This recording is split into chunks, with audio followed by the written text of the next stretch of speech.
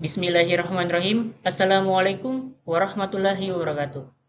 Alhamdulillahirabbil alamin. Assalatu wassalamu ala asyrafil anbiya'i wa mursalin Sayyidina Muhammadin wa ala alihi washabihi ajmain amma ba'd.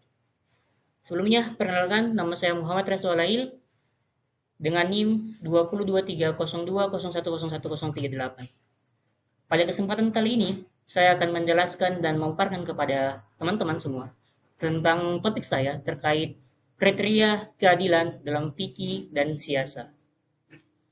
Mungkin teman-teman sudah mengetahui apa itu keadilan. Keadilan adalah atau adil merupakan prinsip fundamental dalam Islam, merupakan manifestasi dari sifat Allah Subhanahu wa taala yang Al-Adil atau Maha Adil. Konsep keadilan ini bukan hanya sekedar slogan moral, melainkan prinsip yang mengatur seluruh aspek kehidupan individu dan masyarakat, tercermin dalam Al-Quran dan Sunnah Nabi Muhammad SAW. Implementasi keadilan ini dielaborasi dalam dua cabang utama studi hukum Islam, yaitu adalah fikih atau hukum ibadah dan muamalah, dan siasah, hukum negara dan pemerintah. Presentasi ini akan mengkaji secara mendalam kriteria keadilan dalam kedua perspektif tersebut, mengungkapkan keterkaitan dan perbedaan penekanannya. Yang pertama yaitu adalah keadilan dalam konsepsi fikih.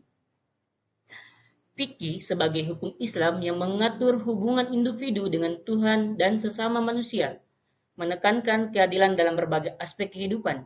Keadilan dalam fikih dapat dibagi menjadi dua, yaitu adalah keadilan individual dan keadilan sosial. Yang pertama adalah keadilan individual. Apa sih itu keadilan individual?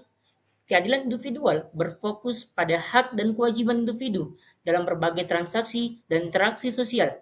Prinsip-prinsip kunci yang meliputi yang pertama adalah persamaan atau sering disebut dengan musawah. Semua individu memiliki hak dan kewajiban yang sama di hadapan hukum, tanpa diskriminasi berdasarkan ras, suku, gender, kekayaan, atau status sosial. Ini tercermin dalam berbagai aturan fikih seperti dalam hukum waris, di mana pembagian harta warisan didasarkan pada proporsi yang adil bagi ahli waris. Yang kedua itu keseimbangan atau mizan. Keadilan menekankan keseimbangan antara hak dan kewajiban. Setiap individu harus memenuhi kewajibannya dan mendapatkan haknya secara proporsional. Contohnya, dalam jual beli, kedua belah pihak harus mendapatkan manfaat yang adil dan tidak ada pihak yang dirugikannya. Yang ketiga, kejujuran dan amanah. Kejujuran dan amanah atau menepati janji merupakan fondasi keadilan dalam transaksi dan hubungan sosial. Pelanggaran amanah seperti penipuan atau penggelapan merupakan bentuk ketidakadilan yang sangat-sangat serius. Yang keempat yaitu menghindari kerusakan atau sering disebut dengan la darar wala dirar. Prinsip ini menekankan pentingnya menghindari tindakan yang dapat menimbulkan bahaya atau kerugian bagi orang lain. Keadilan mengharuskan individu untuk bertindak bijak dan bertanggung jawab, mencegah tindakan yang merugikan diri sendiri maupun orang lain. Seperti itu teman-teman. Selanjutnya, yaitu adalah keadilan sosial. Apa sih itu keadilan sosial?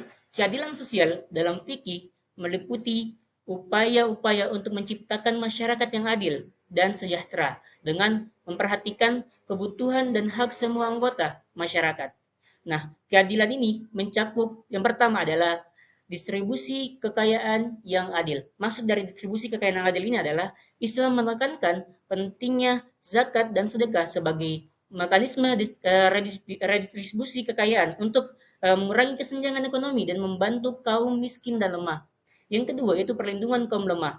Fikih memberikan perlindungan khusus bagi kaum lemah seperti anak yatim, janda, dan orang miskin dengan menetapkan berbagai aturan dan hukum yang melindungi hak-hak mereka. Yang ketiga, penegakan hukum yang adil. Sistem peradilan Islam dirancang untuk memastikan penegakan hukum yang adil dan efektif dengan memberikan kesempatan yang sama bagi semua pihak untuk memperjuangkan hak-hak mereka. Kita masuk dalam kriteria keadilan dalam siasa.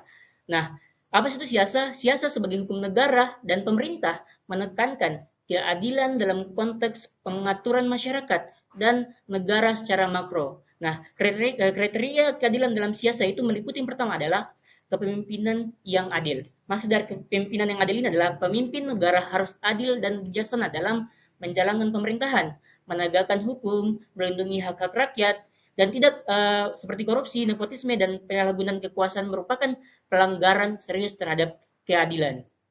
Yang kedua, yaitu adalah penegakan hukum yang berbasis keadilan. Nah, sistem hukum harus adil, transparan, dan efektif dalam menegakkan hukum dan melindungi hak-hak semua warga negara. Diskriminasi dan ketidakadilan dalam sistem peradilan harus dihindari.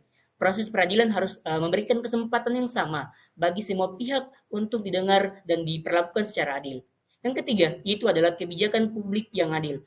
Maksud dari kebijakan publik yang adil ini adalah kebijakan publik harus dirancang dan diterapkan secara adil, mempertimbangkan kebutuhan dan kepentingan semua kelompok masyarakat dan minimalkan ketidaksetaraan.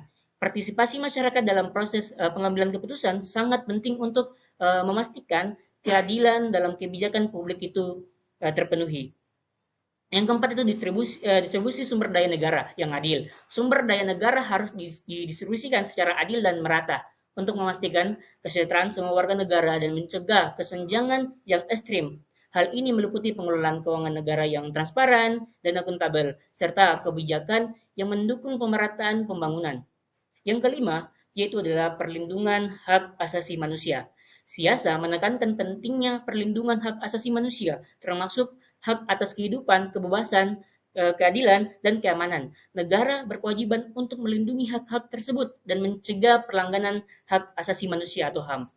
Nah, kesimpulan dari topik yang saya telah sampaikan adalah keadilan dalam fikih dan siasa saling berkaitan dan melengkapi.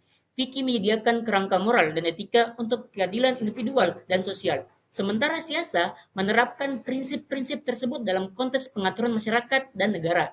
Mewujudkan keadilan dalam semua aspek kehidupan merupakan tujuan utama Islam dan tanggung jawab bersama semua individu, lembaga, dan pemimpin. Keadilan yang komprehensif membutuhkan komitmen yang kuat dari semua pihak untuk menegakkan prinsip-prinsip keadilan dan melawan segala bentuk ketidakadilan yang ada di negara ini. Mungkin itu saja yang bisa saya sampaikan dan presentasikan kepada teman-teman terkait topik pada hari ini.